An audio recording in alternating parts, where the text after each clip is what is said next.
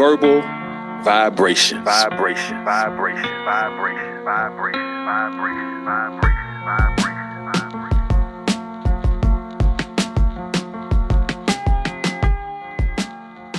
Hello and welcome, ladies and gentlemen, to Verbal Vibrations, powered by the KUDZUKIAN Network. I am your host. You can call me Mr. Speaker because, see, I'm a knowledge and light seeker. Grab a seat or stand, but listen so we may be heard. KUDZUKIAN has the mic and Verbal Vibrations has command of the spoken word. So pay attention, for gaining knowledge is wise. Not knowing the truth or being ignorant is what we despise. Just relax with Verbal Vibrations and things will flow just right. This poetry will hit you between the eyes and play with your mind all night. We are excited to bring you some of the best writers, MCs, poets, speakers, artists that you have ever heard. So come experience this spoken word, which is one of the first forms of communication, actually. So come watch how thoughts move through reality. So today we have Miss Cassandra IsFree, one of the most intellectually talented. She's smart. She's bad. I'm gonna rephrase that. She's a badass. She's a badass poet. So we followed it up. I was just talking to her about 13 of Nazareth. So the type of poets that I'm surrounded with are just the top of the line. So today, as soon as we come back, we're gonna have an interview with Miss Cassandra IsFree. Entering into 40, I still had the same 30 and below confidence. B. In a bar, in your own home. C. You just feel unseen. And it's like, wait, what happened? Like 2 days ago, I was the 3BC. 3 Black Chicks on the KUDZUKIAN Network. KUDZUKIAN! So welcome to Verbal Vibrations. Today, we have a conversation with Miss Cassandra IsFree. She's a poet out of the 757 area. She is a slam champion. She's what I would call a beautiful monster. She's a monster when it comes to poetry, but just, beauty and everything else. Let me close my door so her husband don't break in here. How you doing? I'm doing very well. Very excited to be here. I was very honored that you asked me to come in for this interview this morning, and it's always great to see you. We go way back, so I always love seeing you. You know it. And you remind me of that too. And I be thinking, I am getting old now. We. So first off, talk to the audience about the early Cassandra. How far back do you want to go? Because I have 4+ decades at this point. I know. So I want to talk about how your early entry into poetry. Wow. Okay. Well, see, that still goes back to childhood. I've honestly been writing since probably since 4th or 5th grade. And, I think I probably started out with your typical roses are red, violets are blue, made a rhyme, look at me, look at you, whatever. But it stuck with me. I liked how it sounded. I liked how it flowed. My parents would always encourage me to write. My mother and my father would encourage me to write down how you feel. Cause I used to have temper tantrums. I used to get mad, write it out. When you get mad, write it out. So I would do those things and it helped me to kind of learn how to journal my thoughts. And I've always done it. I've just continued to do it and expand it. With that much writing that you have done over your life, and somebody steps to you, like, let's say Mr. Speaker says, hey, come and be on this show or do something for me. How on earth do you scroll through your Rolodex of poems and decide what I'm going to do? What's that process? Well, I'll tell you, when I do features, when I do shows, I'm careful to not, let's say someone asks for 4 poems. I'm careful to not do 4 poems on the same topic. Mm-hmm. Do you understand what I'm saying? Because sometimes people get stuck on one topic or even in one genre of writing, and that's all they ever have to present. So because I have such an array of poetry, such a diverse amount of topics and things I talk about, I just said, okay, I'll take a poem about this. I'll pull that one. I want to talk about this. So I'll take a poem that talks about that. And then I'll take a poem that talks about that. And that's what I'll present. So I'm not going to have, I never really try to do shows where I have 3 or 4 or 5 poems where I'm saying the same thing. Even if I say it differently, I don't want to talk about the same thing for 20 minutes. So that's how I decide what I do for a feature. They're different topics, but it's, some of my best of those topics. Okay. So what is the advice you would give to a beginning writer and speaker? And those are going to be 2 different answers. So a beginning writer, because you're not always sharing when you're just writing. So for a beginning writer, just put your thoughts on paper. Don't worry about editing it. Be raw, write it. And because those are your genuine thoughts and feelings. So put it on paper to let it, whatever your reason is for writing it, if it's for therapeutic purposes or if it's just on your mind, you want to talk about it, write it down. Even if you never share it, you did what you were supposed to do with it, which was to put it on paper. For a performer, I would always say, try to kind of gauge your audience. Because one of the worst things that you can do is go somewhere and you're hyped because you're like, oh, these poems are gonna kill them. This is gonna kill them. And then you get there and it's not the crowd for that poem. Yeah. So if you walk in and you have poem A, B, and C set, this is what I'm gonna do, but you get in and it's a D crowd, pull your D poems. Pull your D poems. At least pull 1 D poem to get their attention. And then if you want to go back to what you had, because if your D poem is what it's supposed to be, they're going to want to hear more anyway. I've definitely had to switch up my set before because I was like, the crowd is not going to go with this from jump. I have to do this poem. It might be a little ratchet, but the crowd is a little ratchet. We do this little ratchet poem, get their attention real fast. So they do want to hear what else I have to say. So one of the smartest ladies in poetry, people. Is one of the smartest people in poetry. This is Verbal Vibrations, powered by the KUDZUKIAN Network. And next, we're going to have a poem for Miss Cassandra IsFree. So someone asked how long I've been a poet.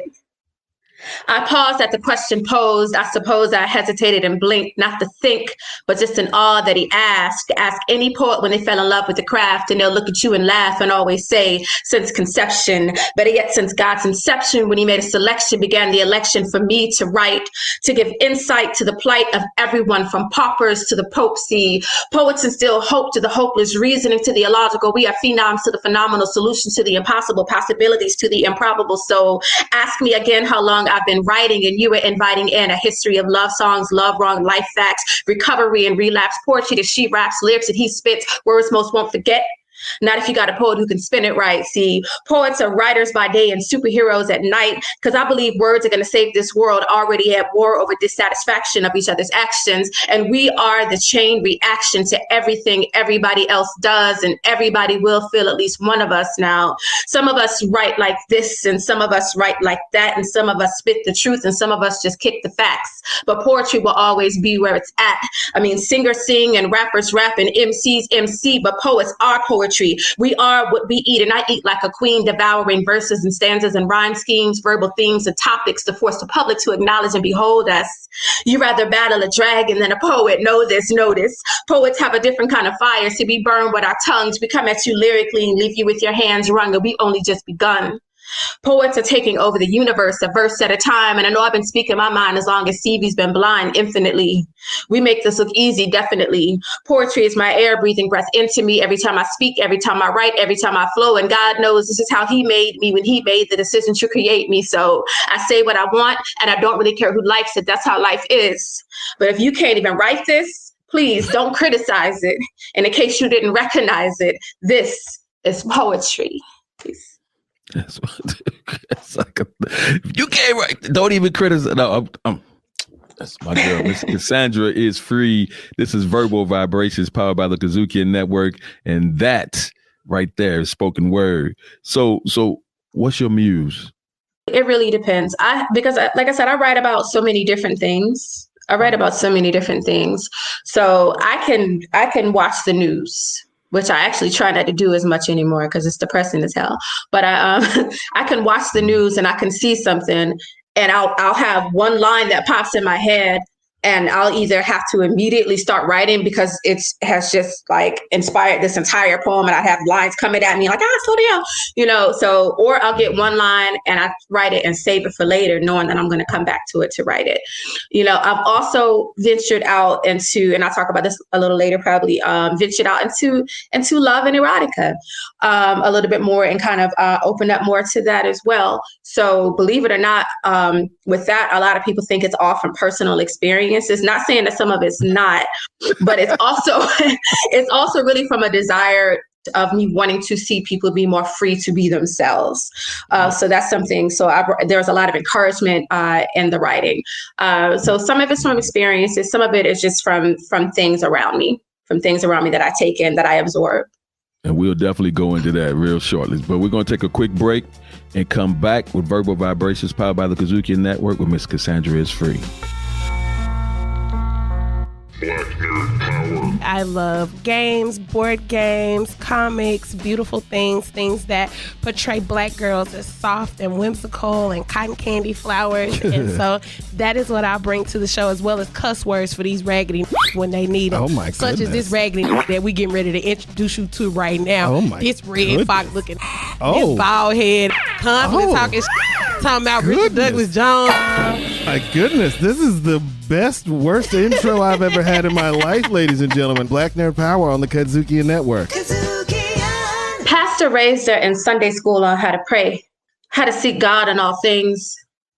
He even taught her how to turn the other cheek, spoke in tongues when he prayed for her, so she knew her anointing was unique. I said the pastor spoke in tongues when he prayed on her, baptized her as she laid on her back. I can tell by the way she called on God that he was delivering her. But see, the church folk are having easier time saving him than forgiving her. He'll have an explanation. The devil made him do it.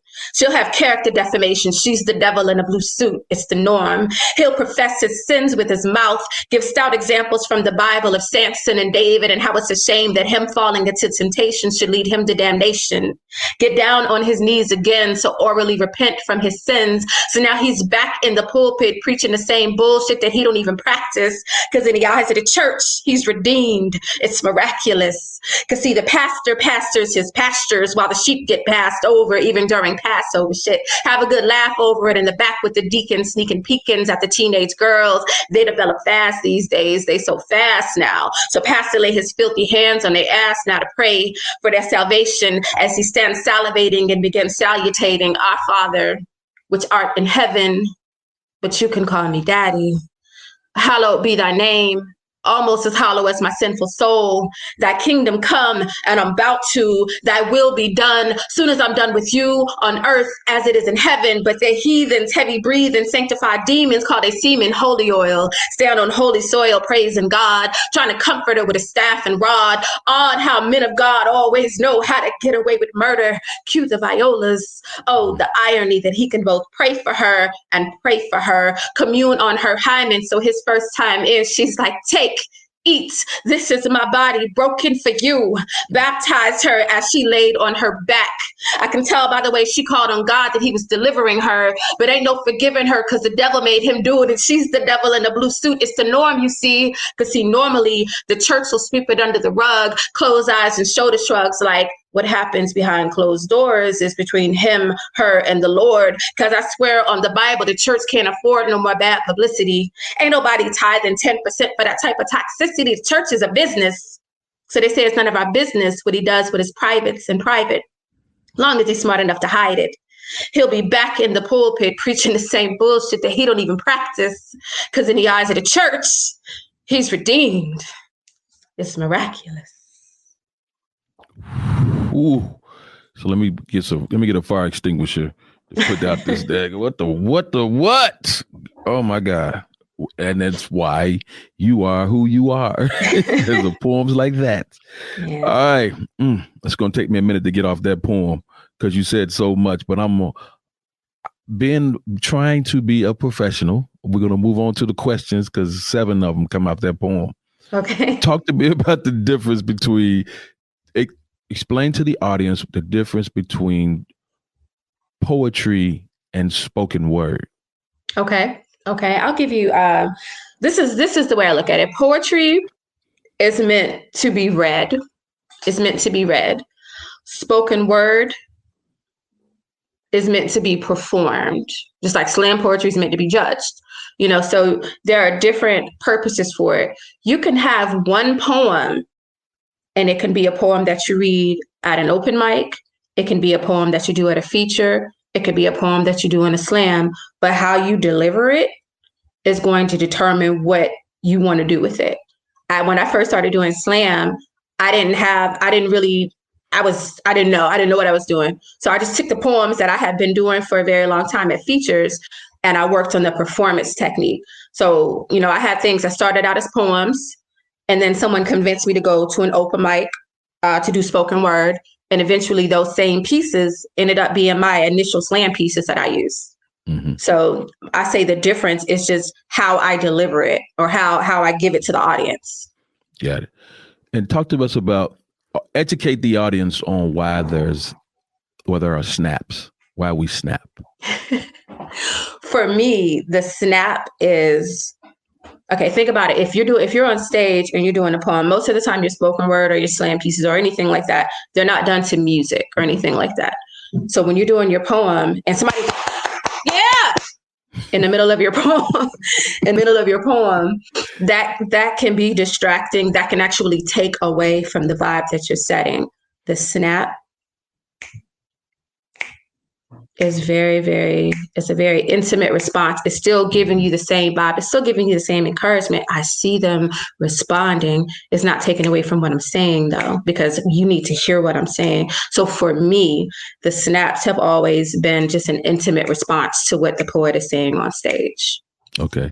So now, here we go. Let's go into this erotic stuff here. Oh, boy. What is it important for, important might not be the right word. Talk to me about if a poet is developing their poetry Rolodex, why is it important that they have something erotic in it? To be honest, I'm gonna answer the question. Let me say this. I feel like it's important to have a variety of topics anyway, because you don't want someone to call you and ask you to do an event. I don't have anything for that. Why don't you have something for that? You should have something for pretty much anything.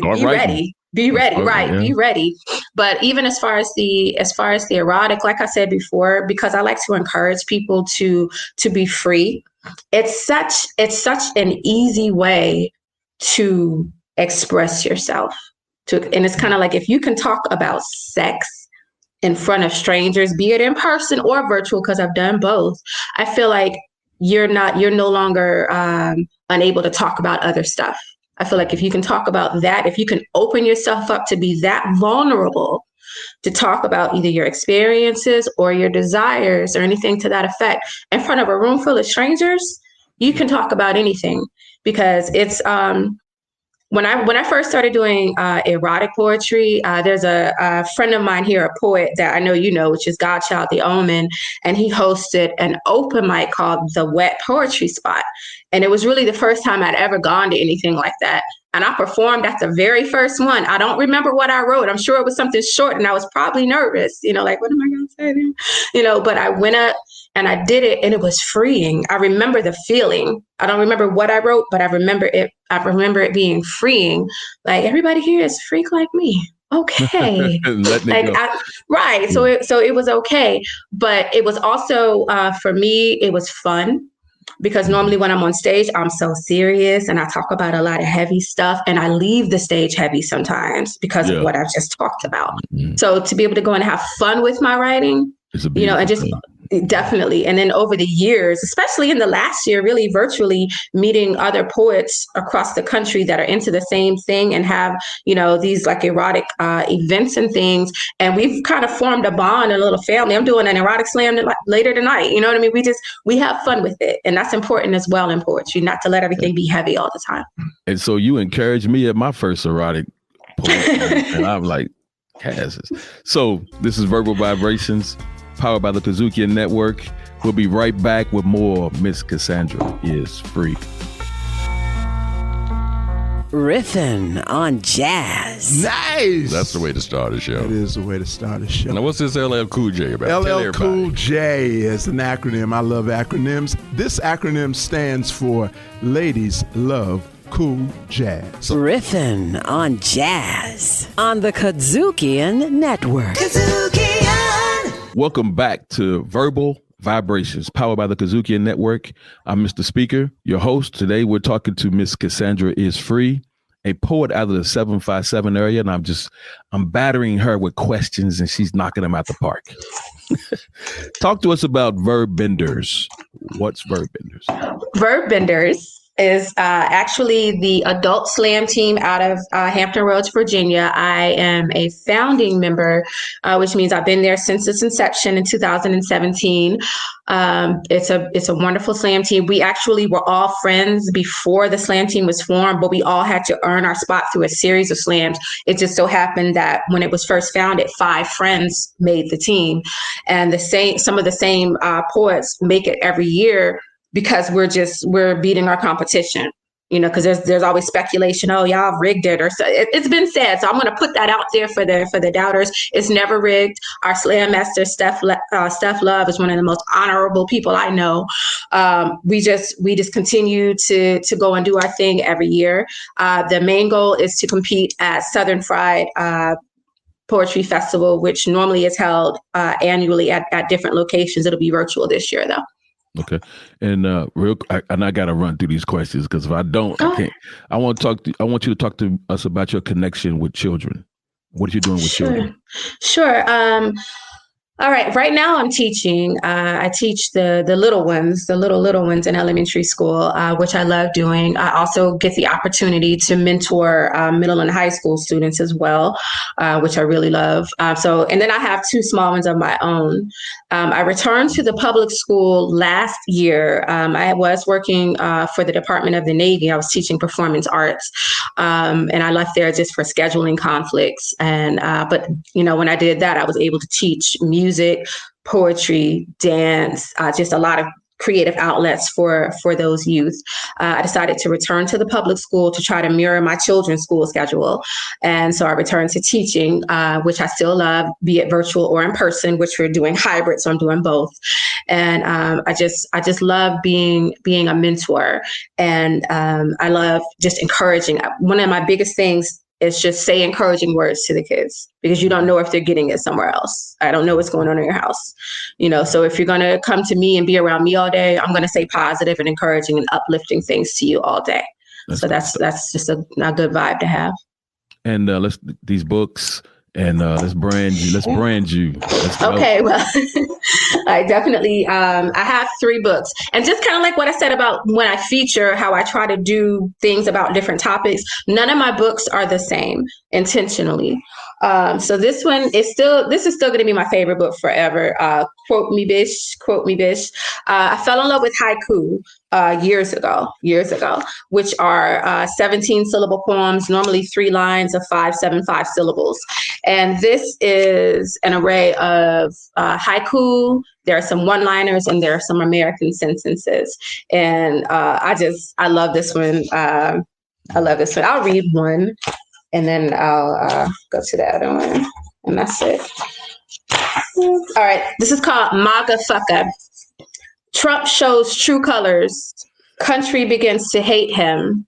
Orange, the new black. So it's just, it's stuff like that, little thought-provoking quick poems. That's your haiku. This is Verbal Vibrations, powered by the KUDZUKIAN Network. Keep going. All right. 42 is a book of love poetry. This was actually the first book that I put out the year that I turned 42, which was in 2019. And the reason that I did love poetry is because that's not what I'm known for. I'm known for a lot of socially conscious pieces and things like that. So I wanted to give the audience another side of me. Somebody said the softer side of Cass or something like that. I was like, if that's what you want it to be. So there are actually 42 love poems. Self-love, love of relationships, love of family, all of that is in there. Last but not least, We have Book of Orgasms. It is exactly what it sounds like. The nasty. It's exactly what it sounds like. This was actually a challenge that was given to me from Amir Safi, who's the host of Right About Now out of Houston. We were doing an open mic, just playing around. It was an erotic open mic. We were just joking around. And he was like, "Where's the book? You need to do the book, and it needs to be called Book of Orgasm. Go ahead, because that's a line in one of the poems." He was like, "You need to write this." So about 30 days later, I had it at the publisher because I already had all the poems. So this book is definitely not for the weak-hearted. Not for the weak-hearted. I'm hoping it's enhancing some marriages out there or something, because it's very raw. It's raunchy. No apologies for it. No apologies for it. I was very free when I wrote every poem, and I still am. Cass is free. So talk to me about Cass is Free as a host.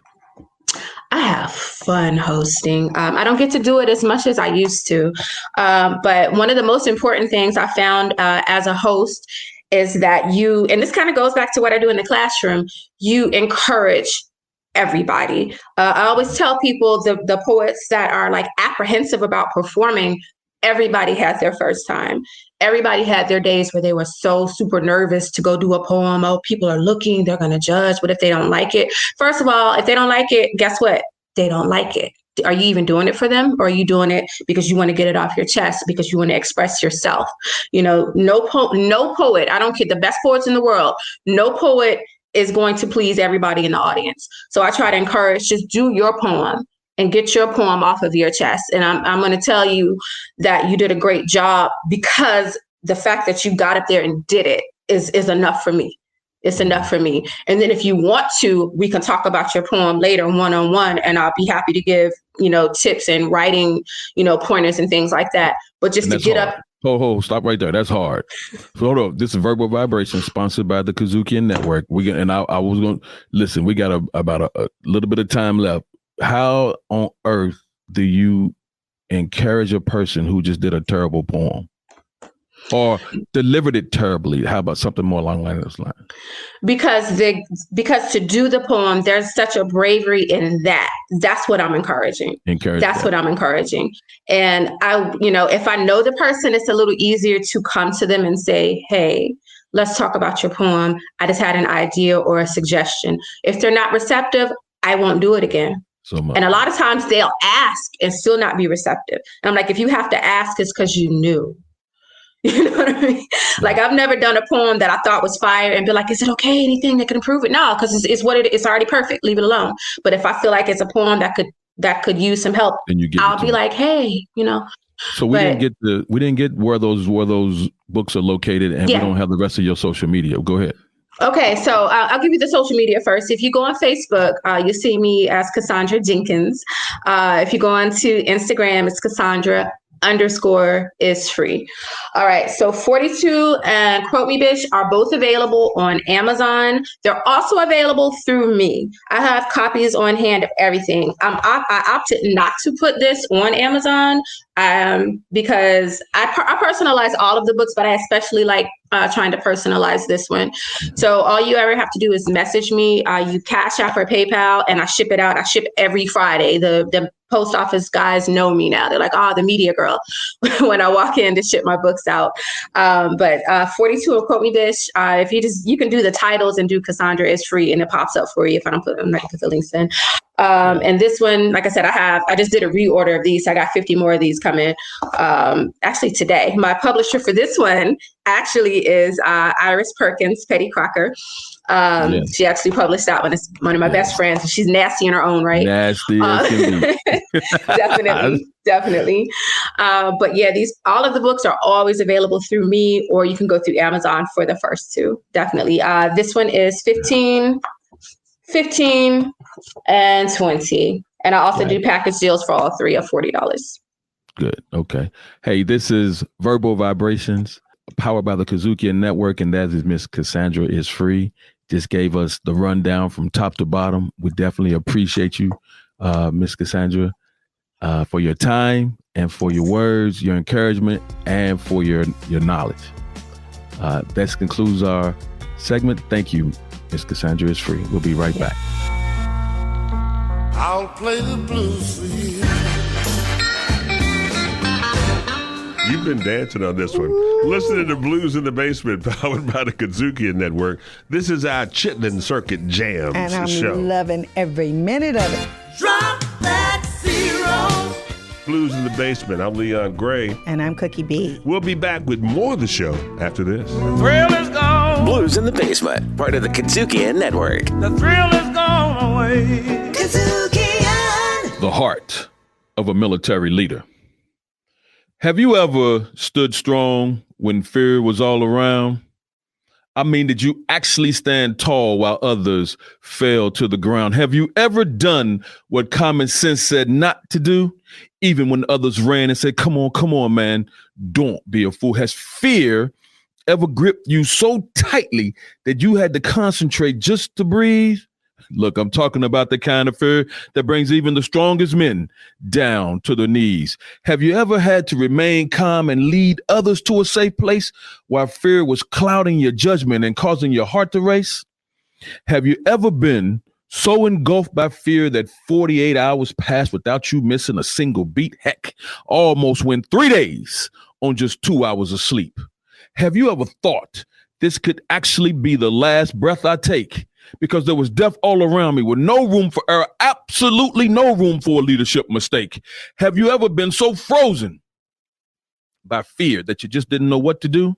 I have, but I had to go on because 237 soldiers were looking at me to lead them through. See, fear in the face of a leader, well, it could destroy the will of many people, while fear that goes unfaced could become deadly and completely lethal.